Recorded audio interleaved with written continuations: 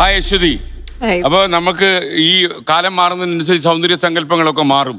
പിന്നെ വിപണന സാധ്യതകളും ഒക്കെ ഈ സൗന്ദര്യം അല്ലേ, പിന്നെ സമൂഹമൊക്കെ നിശ്ചയിക്കും. ഇപ്പൊ ഈ താങ്കളുടെ സ്ഥാപനം എന്താണ്?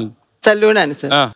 ഈ രംഗത്തേക്ക് ഒരുപാട് പുതിയ വനിതകളും പുരുഷന്മാരും ഒക്കെ കടന്നു വരുന്ന ഒരു കാലമാണ് അല്ലേ?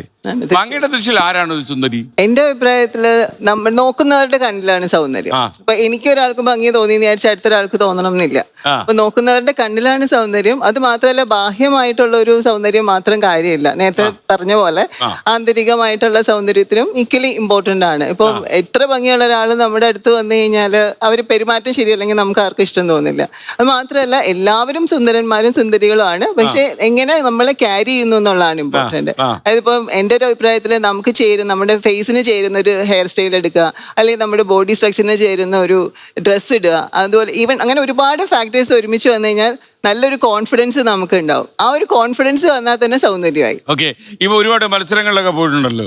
അപ്പൊ ഈ മത്സരത്തിൽ നിൽക്കുമ്പോൾ എന്താണ് നമ്മൾ അവിടെ ഒരു വിധികർത്താക്കളുടെ സംഘം ഉണ്ടാകും, അല്ലെ അവർ ചില ചോദ്യങ്ങൾ ചോദിക്കും, ബുദ്ധിപരമായ മറുപടിയാണോ പറയുന്നതെന്ന് അവർ ആലോചിക്കും. അപ്പൊ ഇതെല്ലാം ഒരു ഒരു മിസ് വേൾഡിനെയോ മിസ് ഇന്ത്യയോ ഒക്കെ തിരഞ്ഞെടുക്കാൻ കാരണമാവും. മിസ്സസ് ഇന്ത്യ ആയാലും അത് തന്നെ വേണ്ടി വരും.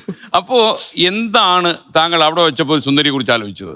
ഏറ്റവും പ്രധാനം കോൺഫിഡൻസും പ്രസൻസ് ഓഫ് മൈൻഡും. നമ്മൾ ആ സ്റ്റേജിൽ നിൽക്കുന്ന സമയത്ത് അത്രയും സമയമാണ് നമ്മുടെ കയ്യിലുള്ളൂ. ആ ഒരു ടൈമിൽ നമ്മുടെ ബെസ്റ്റ് നമ്മൾ കൊടുക്കുക. അതിൽ കോൺഫിഡൻസ് ആണ് ഏറ്റവും ഇമ്പോർട്ടന്റ്. ക്വസ്റ്റ്യൻ റൗണ്ടിൽ പ്രത്യേകിച്ചും പ്രസൻസ് ഓഫ് മൈൻഡ് വേണം. നമ്മളിപ്പോ എത്രയൊക്കെ പഠിച്ചിട്ട് പോയാലും ആ ഒരു സമയത്ത് ഒരു ക്വസ്റ്റ്യൻ കേൾക്കുമ്പോൾ കറക്റ്റ് ആയിട്ട് ഒരു ആൻസർ കൊടുത്തില്ലെങ്കിൽ ഒരു കാര്യമില്ല.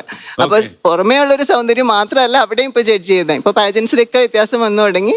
എല്ലാം നോക്കും, ബ്രില്യൻസും സ്റ്റേജ് പ്രസൻസും എല്ലാം നോക്കിയിട്ടാണ് കൊടുക്കുന്നത്. അപ്പൊ നമ്മൾ അവിടെ നിൽക്കുമ്പോൾ ഇത് തന്നെയാണ് ആലോചിക്കുന്നത്. ഏറ്റവും ബെസ്റ്റ് നമ്മൾ കൊടുക്കുക, കോൺഫിഡന്റ് ആയിട്ട് നിൽക്കുക. ഓക്കെ.